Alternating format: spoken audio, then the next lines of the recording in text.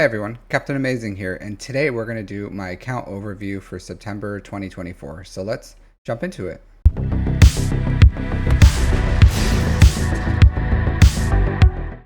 So this month has been, it felt like a relatively stale month.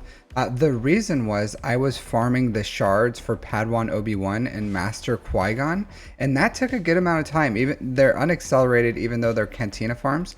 So it took me just a few weeks to knock that out. I was only doing the 100 refreshes, so I did get the Queen Amidala team, Padawan Obi-Wan, Master Qui-Gon team to relics.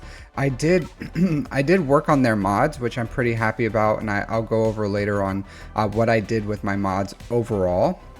Even though this was my main farm and Leia is my secondary farm, I did get a lot of progress done as far as getting ready for Leia, because my biggest bottleneck right now is signal data. I have all the other relic materials, scavenger pieces.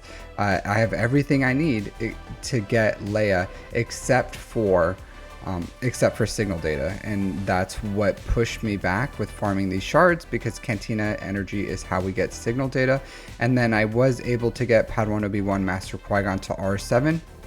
I'm hoping by the 25th of this month, when their event comes by, to have them both at Relic 9.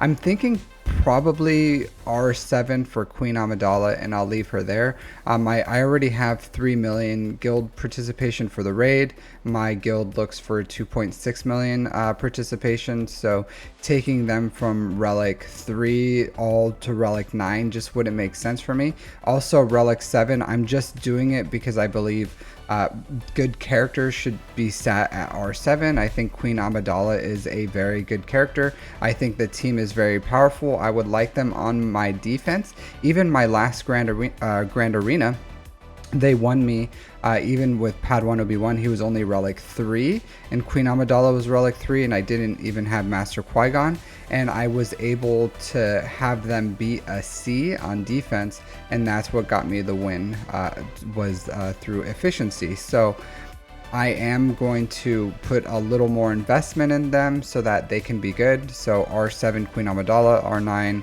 Padawan Obi-Wan, R9 Master Qui-Gon, and I should have that done by the end of the month. Overall, as far as my GP, I did add 170k GP. Some of that is the new marquee characters. I get about like 8-ish k, 9k when I get them, because I take them up to like a level, let's see what they are. So Night Sisters is one, and some Imperial Remnants, but Night Sisters is a good, there you go. All right, so as you can see, I 8,000. So every time we get one of these, I just take them up to like level 73-ish. I take them up to 4 stars. This time I decided not to. Even though like the Great Mothers are a very good, strong character. As you can see, I have Morgan Elsbeth at 3, and pretty much the Balin Skull farm, I'm not going for super hard. So once they become farmable, I will farm the rest of the Great Mothers, Morgan Elsbeth, because I think they're going to be a banger of a team. I just don't want to spend, because there's just something different about, because the gamble packs are about 1,300 crystals for on average 7 character shards. So when they don't give you the free 5 shards, then you have to buy 3 of those, and it ends up being 3,900 ish crystals, which to me feels a little too expensive for each marquee to come out, compared to like 2,600 for the Dark Trooper Peridia, because they gave us 5 free shards. So if they give us 5 free shards and it makes sense, then I'll buy the 2 gamble packs, and I'll take them to 4 stars, and then I'll get the free shards, taking them up to like 50-ish. But if they're not going to do that, I feel like I'm just going to slowly farm them over time, as long as I'm not in a rush. And I'm really not in a rush to farm these Night Sisters, even though I have some of the Zetas. I bought the Lightspeed bundle. I'm going to be taking Marin up. Sooner or later I'll get these Death Troopers and stuff up and running. So I have the foundation to really take advantage of these characters. It's just I'm not ready with it yet, and I just feel like it's a one step too far for me to buy the pack. So I'll just keep the 3 stars and then I'll happily, when I move forward, invest in them later on because I have other things that I'm going to be farming, which I'll go over. So Leia. So before I had a good amount of characters that I needed to relic.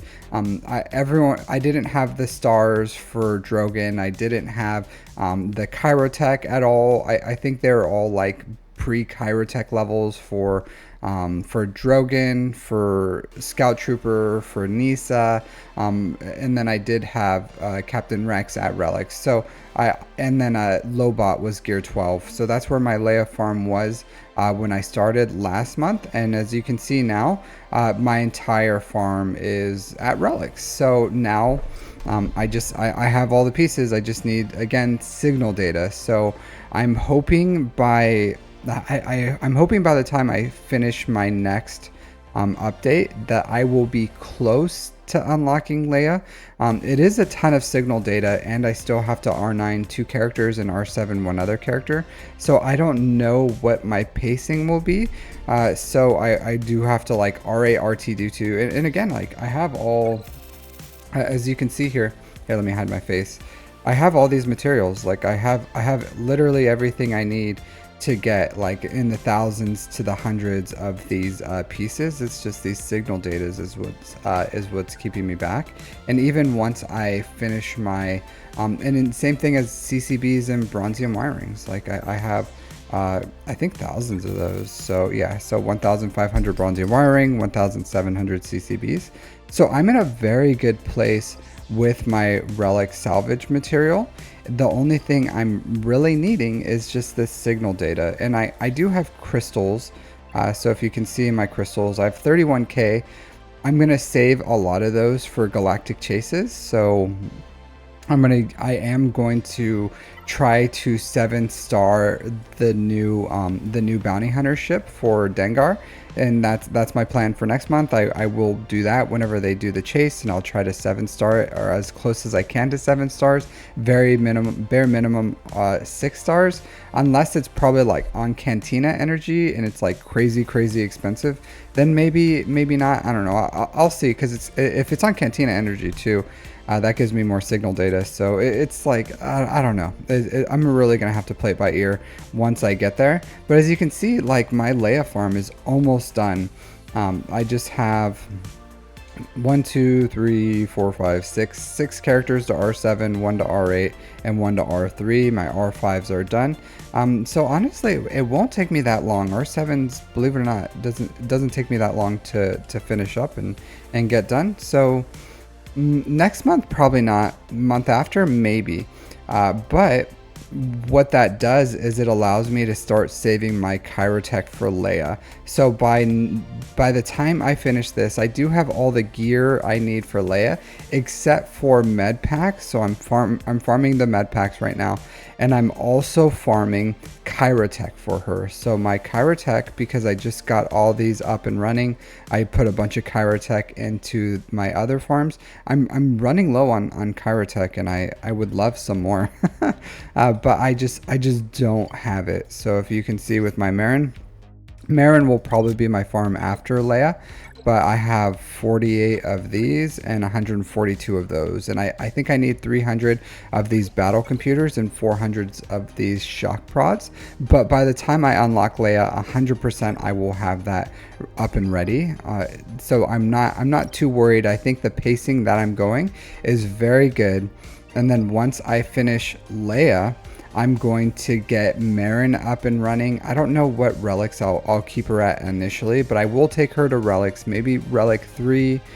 Maybe I'll just push her to relic 8, because that's what I committed to for my guild, even though I think that was for Mandalore, and we're definitely not there yet. So I think I'll probably wait on the R8 on Marin. Maybe I'll R3 or something, and then I'll push for Zori, maybe R3 as well, and then I'm going to jump straight into Jedi Knight Cal Kestis, into Bo-Katan, and I'm not even going to unlock the Ufus as far as like Ahsoka Tano Fulcrum and Terran Malicos until I finish these 2 farms. The reason is my guild just unlocked Jedi Knight Cal Kestis. It's very close. I think we have like 30 or 31 Jedi Knight Cal Kestis So I'm going to get Seer Junda and Jedi Knight Cal Kestis to R7. I'll probably maybe still take Cal Kestis to relics, maybe relic 3 Cal Kestis, relic 3 Marin, relic 3 Zori, relic 7 Seer, relic 7 Jedi Knight Cal Kestis, and then I'm going to jump into this Bo-Katan farm, get that to R7, and then from there I'll probably take all these Ufus. So R7, Seer will be already R7, and then I'll probably R7 Terran Malicos, R5 Ahsoka Tano Fulcrum, and R5 Cal Kestis, and from there I'll probably move it on. As I guessed, I'm probably never going to farm Gungans, because next after this I'll probably have Ahsoka Tano Fulcrum, Balin Skull, and then whatever that 2025 fleet is. But I think it's important for me to get the Bo-Katan Mandalore and to get the Jedi Knight Cal Kestis up and running for my guild TB, so I can start getting more Kyrotech, and once I get Kyrotech, I can start working ahead, doing things like getting my Bad Batch up and ready, getting Gungans at least to gear 12, just stuff like that, where I can take these characters that are just sitting here, like all my conquest characters, and at least take them to, like, put a little bit of investment, take them to gear 12, maybe even to relics, because the biggest thing that's stopping me from working on side farms like Maul and Dark Trooper Moff Gideon and Gas is Kyrotech. I don't have the Kyrotech to have a side farm of 400, 500 Kyrotech, but once my guild has Jedi Knight Cal Kestis and Bo-Katan Mandalore up and running, I think I'm going to be sitting pretty good for that. All right, so that's my plan as far as farming. I am hurting as far as Zetas. I did Zeta Queen Amidala, her 2 Zetas, Padawan Obi-Wan, Master Qui-Gon. I gave Queen Amidala 2 Omicrons, so I did Loyal Bodyguard, and I am Queen Amidala. I think the leadership is 100% skippable. It's a luxury. I did also give an Omicron on Captain Drogon. I gave him 1 Zeta, and I gave 1 Zeta to R2 so that they can start being useful. I don't have his basic yet. I do have 1 Zeta saved, but all my Zetas up until this point is going to go straight on Leia. So I'm going to save 120. Once I have 140 and 160, I'll probably put the basic on Captain Drogon, and then I'll do the combat analysis on R2-D2. But this numbers crunch is pretty nice. It allows me to use R2-D2 with the raid with my other Galactic Republic, and he's actually useful now. He'll be much more useful when I get Leia though. So other than that, I did have a good mod month. So my mods as far as my characters, so if I sort this by speed, before I think I had around 22 plus 300 characters. I did up that up to, I believe, plus 27. So I did add, I don't remember exactly who, but I think it was like Third Sister, Padawan Obi-Wan, Master Qui-Gon, Queen Amidala. I got them all to plus 300 speeds. I got Resistance Heroes mods a little better. So as you can see, the square, the arrow, and the diamond aren't crazy important as far as like character functionality, because it is a little bit of offense, a little bit of survivability, and 2 speed, as much as these the circle, the cross, and the triangle as far as survivability, because those usually have like a much higher like this, where it's like health percentage. It just has a higher return, and that's just where I've always told you guys, I don't chase primaries. These are just the mods that I got for this month, and I found homes for them. So I got my Resistance Hero Finn a little faster, and then I did get my my Padawan Obi-Wan up and running. So his damage is pretty good, 8,295. I'm hoping to hit over 10k once I get him up to relic 9, because he's only relic 7 right now. He's at 308 speed, which is pretty good, even in without his Omicron and Conquest and everything. Like, this guy does his special and people just get deleted. This sweeping assault, especially because it hits twice, he just absolutely murders people, like just straight murders them. So this, I'm really happy to have this guy up and running. Great mods on him, and honestly, this Queen Amidala team has been nothing but amazing to me. So I think with the assault battle, he's good. Just overall, like, this team is just good. It's a good team. I highly recommend it. So now I'm at 28 plus 300 speed characters, and I'll say it's been a long road because I wasn't able to really start farming mods until my account was close to 2 years old. Now it's getting closer to 3. So now my mods have evolved to where you would kind of expect them to be with my knowledge of modding. Just because when I was an older account, and I've talked about this before, I went from SLKR into Executor into Leviathan, and that cost a ton of crystals, and I wasn't able to afford any refreshes. So overall, very, very happy with my mod progress this month of getting I think 6 300 plus 300 characters, and then adding Queen Amidala, Padawan Obi-Wan, and the Master Qui-Gon into the plus 300. I will continue to try to find these mods over here for them just to make them faster and better. But at this point, I think I'm pretty much going to leave them where they are because I need to start investing in these Captain Drogon mods and RT-D2 mods. So, and then I'm gonna have a set also for Leia. So I don't have any of those ready. So my next 3 targets because they all kind of need the same stuff. So as I get new mods, as I farm like RT-D2, Leia, and then Captain Drogon is where I'm going to start putting these mods. I am happy for Scout Trooper though, so I can add him to my Iden team. So that's a pretty nice thing. Lobot's okay. I can add him to a sortie team. Sortie goes with Rey right now, but you know, this farm is good overall. I'm very happy with the progress of the month. I do want to talk about Grand Arena as well.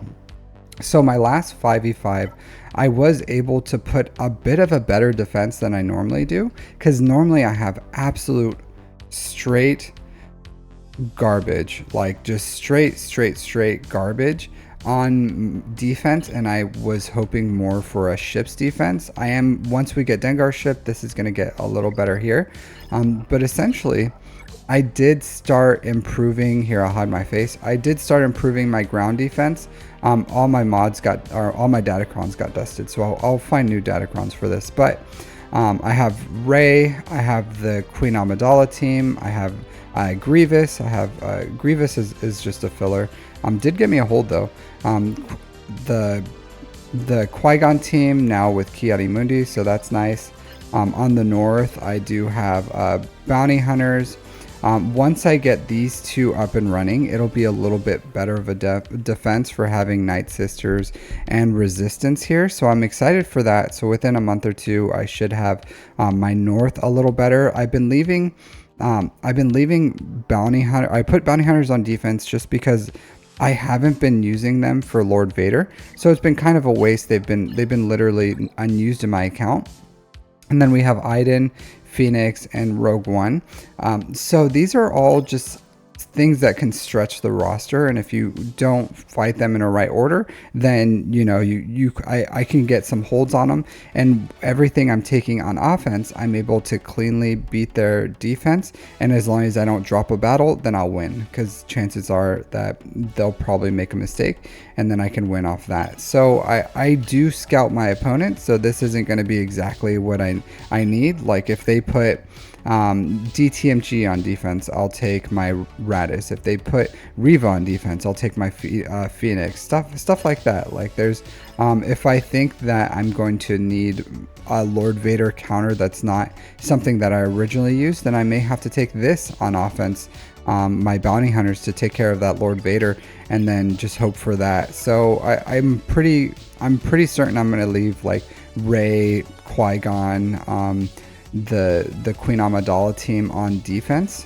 Now I can add in, let's take you out, and then I can add in my actual Jedis here, because he wasn't relic before when the last lockout.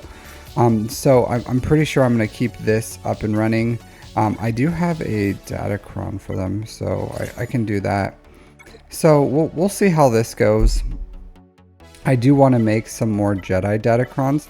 So this one's okay. It like stuns a lot of people. But there's a lot I can do here. So I am going to continue to work on my characters, continue to work on my Datacrons, and just see how I go in defense. But overall, my rating last time was 3394 and now I'm 3374.